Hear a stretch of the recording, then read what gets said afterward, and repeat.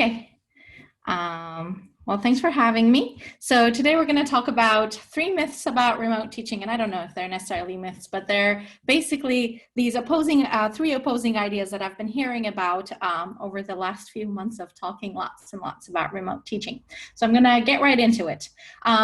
The two sides of one of these coins is pedagogy should drive technology on one extreme end, and technology should drive pedagogy in the other extreme end. And I feel like there's a happy medium between the two. So what do I mean by that? First of all, I think it's incredibly important to have consistency within your course. So you want to try your best to stick to the toolkit you introduced in your syllabus and not necessarily make a bunch of changes, which is never a good idea anyway, but I think even less so in an online environment. But also, after careful thought, you should be ready to pivot if need be. If you feel like some technology you've chosen is simply not working for the audience that you're working with, by all means, that's time to move away from it and do something else. And how are you going to do this? Get early feedback as much as possible. So even mid-semester feedback, I think, is too late. Think about some sort of a survey that you can give to your students around week 2 of the class, once, maybe the dust settles of dropout or something like that, to make sure people are able to hear you, see you, read what you're posting, are comfortable with the technology that you've chosen. And if there are any sticking points, right away is the time to change. Now, additionally, I think it's really important to have consistency across courses. Students are, not just taking your course, but many other courses as well. So if you are able to stick with the same technology across courses, great, but I think that is not so easy. But something to keep in mind is that you have access to a particular tool or technology doesn't necessarily mean students have access to it. So if the university paid for it, it's most likely free for your students as well. But that means that you should advocate for your choices if they provide the most useful features for your pedagogy. And if there is no way to use a certain tech tool that you prefer, it's important to kind of leave that behind and don't make this your student's problem. I think as we're testing out a bunch of technologies, I find myself in lots of faculty meetings, complaining about this one and that about that one. But I feel like that all is going to have to stop when we have students in front of us, really, and we're teaching. And we need to kind of move on from that experimental stage to this is what we've chosen to work with, and here is the best we can make of it. The next is to make required software a breeze to get started with. And I don't just mean easy, literally a breeze to get started with. So I'll give an example from one of my courses. So I teach R, and even on campus, I prefer to have students access the computing environment in their browser instead of installing it locally, because installation pain is real and very difficult to walk students through. And it's even more difficult from far away. So choosing a cloud-based access solution, in this case, for my case, that was RStudio Cloud, means students can get started coding in R as quickly as they can type netflix.com in their browser window. I think that's the sort of barrier you're looking to get students started with the work that you're giving them.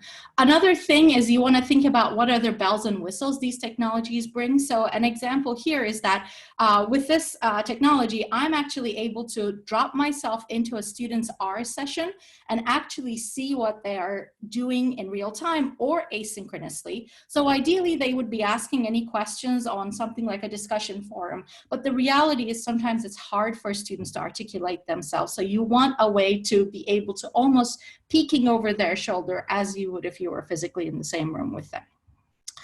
And next is less is more. Be judicious with the number of tools that you're implementing and using in your class, and try to limit options when possible. So my mantra for this is you love and use regularly doesn't always mean best choice for your course. For example, for my collaboration work, I love using Slack. And for community involvement as well. But is it the best choice for course communication? Probably no. Threaded discussion forums where students can actually upvote and link to other posts is a much better way of answering questions than some of these real-time chat tools.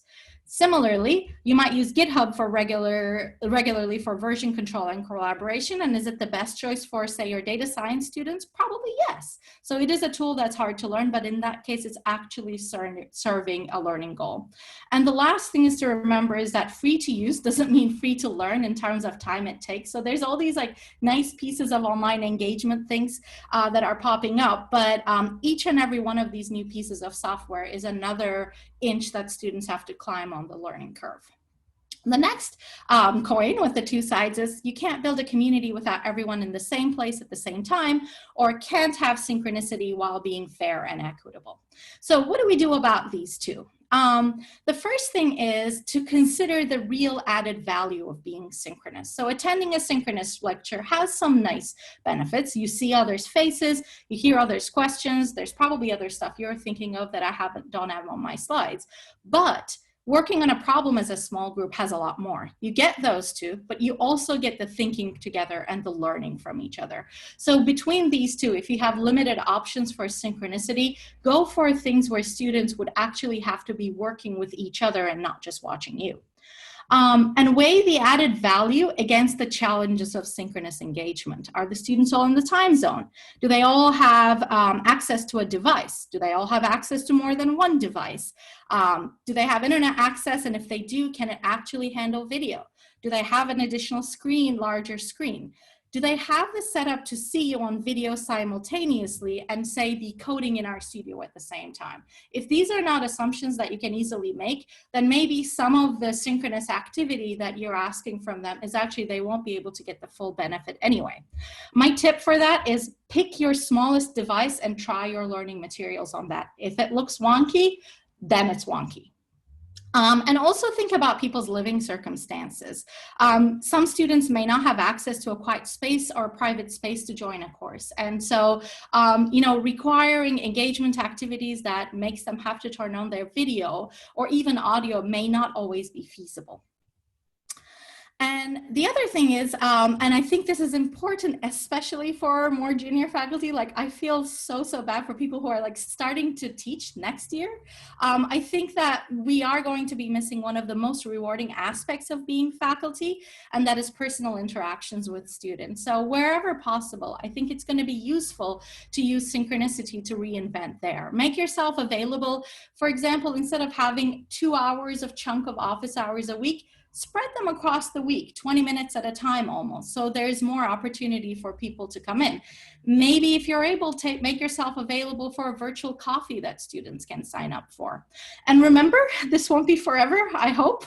So hopefully this is a situation that we're going to learn a lot from, but not necessarily going to be living in forever. And the last coin that I'll talk about is asynchronous teaching means making lots of videos. And on the other side, there's already a video on every concept that I might want to teach. And I think here the pain is real. We do talk about videos a lot, and that's exactly where my mind goes as well when I think about remote learning.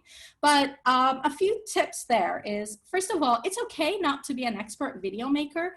Build on what you know. Making video animations is difficult. But if you already say make graphics in R, it might be a lot easier to animate them. Or if you make them in Keynote or PowerPoint, use those and leverage those as opposed to trying to learn a new video software. If there are existing videos that teach the material that you teach, instead of recreating them, supplement them. So one of my plans is to actually have these weekly 15-minute videos that are kind of like State of the Union that I'll shoot and release on a weekly basis, based on what happened last week in the class. What were the questions that came up in the discussion forum? Make a plan and learn from others. There's actually literature on making videos for teaching, and I'll link to a couple of them at the end of my slides. So read these things. And the other thing is think beyond the camera in your laptop. So I'll give an example here of I teach randomization-based simulation, and oftentimes we do like shuffling things with playing cards. So here is me using another camera where I videotape actually me shuffling the cards, and I tried to animate this whole thing, and it was actually much more difficult. And then I realized I don't actually just have to use that webcam. I can use it at different angles. So try to get a little bit innovative where you can. And video is only one of the many options for asynchronous engagement. So think about interactive applets and think about interactive tutorials. I'll post a link to these slides at the end, and those are all live links that you can follow through. And finally, you can build an asynchronous community. So I personally think that engagement opportunities like post 5 questions on Piazza over the semester are dreadful for students. So I think it's important that we get them engaging with each other, but maybe we want to be a bit more innovative there. Have them do peer review of their work. So they have to engage and do so meaningfully. Reading with collaborative note-taking. So with it at University of Edinburgh, we've been testing out the system called Perusal for doing that. There's also an open source version called Hypothesis. I've used Google Docs to have students collaboratively build answer keys in the past, and they really love that activity. And finally, there are some other services that were actually built initially for remote working environments that I'm thinking of playing around with. Some opt-in virtual communication opportunities for your students. So what Virtual Donut does is people can opt in to sign up for it, and it randomly assigns them and finds a time on their calendar to have 15 minutes of chat with each other. Here is an incomplete list of resources and with all live links. So in the next slide, I'll post a link to my slides that you can take a look. You will see that they are more heavier on the stats, data science, and computing side, since that's what I teach, but hopefully there's some useful resources there in terms of both doing work synchronously and asynchronously remotely. And finally, I thought this would be a good opportunity to think about us learning together as well. If you're not all zoomed out by this time and you would like to kind of participate in further learning about this, these are the types of things that I think that if you are teaching statistics or data science or a computing heavy course that you might be interested in. So we're kind of contemplating offering these workshops, but I also wanted to gauge some interest before I do so. So that will take you to a form where you can either opt in to give me your email address, and I will let you know when we organize them, or a link to where we would post them. So even if you don't feel like giving up your email address, do express preferences. And if you have other colleagues who teach this stuff, please feel free to share it with them over the next week, and then I will reach out. So I'll stop here and leave a link to the slides at the bottom, and I'd be happy to answer any questions. Okay, thank you very much. Thank you. We haven't had many questions yet in the chat. So not the chat. Questions in the Q&A. Got to get the difference there. So if people would like to put questions in, I guess what's going to happen is they're going to appear at the bottom, and if you want to upvote them, you'd have to look at the bottom, and then when they get upvoted, they pop to the top. I had hoped to be able to use the timestamp on this, but the timestamp seems to give the local timestamp. So for example, somebody's got 10:15 a.m. as the time. So, right.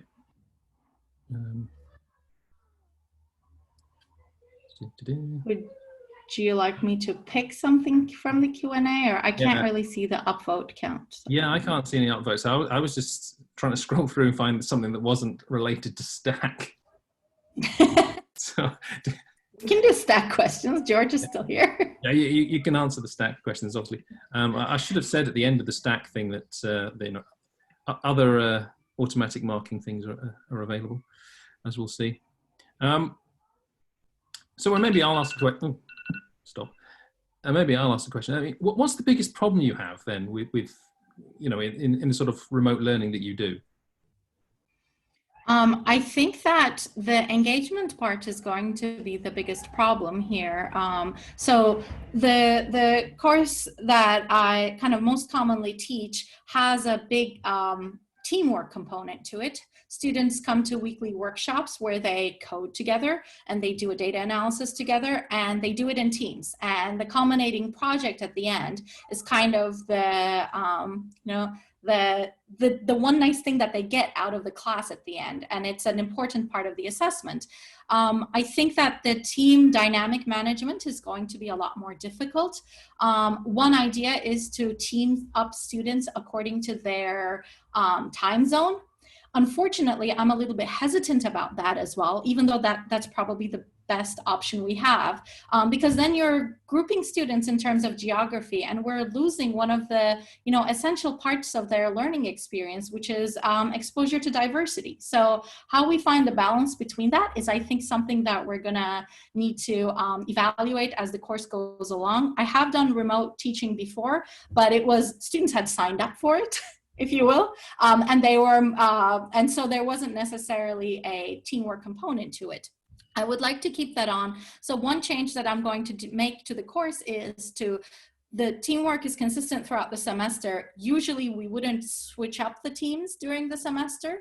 However, I think in this upcoming semester, I want to be a bit more flexible, try things out for a few weeks and see if there's a better configuration we can settle things into. So that's one modification I'm thinking I might need to make from a in-person learning environment. Right, okay. There is actually a question that's getting a lot of upvotes, which is sort of connected with what you were saying, but what do you mean by collaborative note-taking? So what I mean by, so the systems called Hypothesis and Perusal are both, if you were to say, if you have a textbook for your course, or you have a PDF, like they're reading a paper or something like that, they can, students can actually highlight and leave notes, and the next student is able to see that and comment on that. So that would be one way of doing this sort of, so they are engaging with the reading, the text that you've given them, but they're actually able to communicate with each other. And the nice thing about it is it's asynchronous, so they're able to do it on their own time, but still meaningfully engage. The Google Docs version that I mentioned is more that if you sprinkle either throughout your videos or other learning materials, kind of thinking questions for your students to work, kind of answer along the way, and maybe open a Google Doc where they can put their own answers, they can start editing each other's answers, and they seem to really like that exercise of editing down to a correct answer and then having an artifact of that they can take away. Right, okay. There is a question here which is kind of like a general question for all the speakers, but I can pose it to you. So it says, we've looked for solutions to have students sharing their handwritten work with us during online seminars, not so much to write on screen live as they may not have the kit, but for me as a tutor to see and annotate and give feedback. I have tried many things, but wanted to hear your tips. So do you have something that you use? You gave a number of resources, but is there anything that you use to do that? So this is for students to do the writing? Is that the question? Well, it says, yeah, students sharing their handwritten work. Yeah, so I find that if it is happening synchronously, but it's also so you can annotate and give feedback on it. Right. So I find that for students sharing their handwritten work synchronously, if they don't have some sort of a document camera kit, actually a cell phone with a tripod, like the earlier speaker Katie had mentioned, goes a long way for that. But for asynchronous stuff, one of the tools that I have used for marking work like that is, and we've experimented, a few of the courses at Edinburgh this semester experimented with it, called Gradescope, which actually eases for instructors to do this sort of marking of handwritten work. You are ultimately not handwriting on it necessarily, but it makes the delivery of the feedback back to the students quite streamlined. Otherwise, if you're just looking to annotate a PDF, the stuff that I've used is GoodNotes on my iPad. Right, good. And I wonder if the other speakers could perhaps stick in the chat, maybe, rather than have them turn on their microphones again, stick in the chat, see that they have an answer to that. Okay, so I'm conscious of the time. We've overrun just slightly, so that's okay. So let's thank Mina again.